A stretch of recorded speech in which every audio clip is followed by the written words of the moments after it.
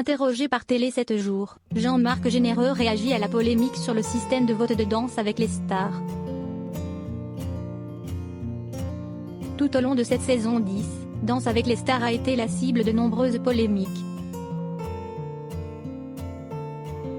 Parmi celles-ci, le système de vote qui a été vivement critiqué, puisque certains candidats au top du classement ont été éliminés par les téléspectateurs.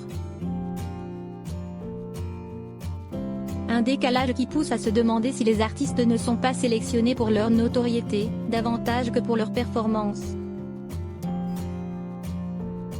Dans une interview accordée à Télé 7 jours, Jean-Marc Généreux se positionne, sans langue de bois, le format de l'émission est ainsi fait. Nous sommes confrontés à cette réalité depuis le début de Danse avec les stars. Nous jugeons les performances, nous donnons des clés, d'abord à huis clos, puis sur le parquet. Mais nous savons très bien qu'à la fin des performances, il y a le vote du public, déclare-t-il avant de défendre ce procédé. À partir de ce moment-là, cela nous échappe un peu, et j'accepte ce système. Nous avons fait notre travail, on a donné des notes. Parfois, nous voyons partir des gens talentueux, mais qui n'ont pas eu le temps de tout montrer. Est-ce frustrant? Non, ce sont juste les règles. Clara Morgan, mauvaise perdante? Évincée de l'aventure samedi 26 octobre dernier, Clara Morgan a eu du mal à digérer son départ. Dans les colonnes de Télé Loisirs, l'actrice de 38 ans estimait que certaines célébrités étaient favorisées le public, en raison de leur popularité. Il y a les aléas, les votes.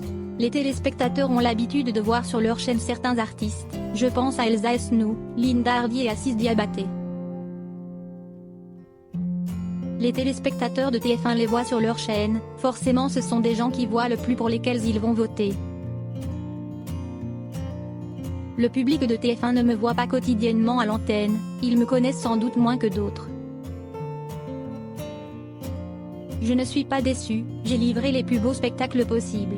J'ai pu me livrer humainement et artistiquement, confiait-elle. Et elle ne s'est pas arrêtée là. C'est juste une question d'argent.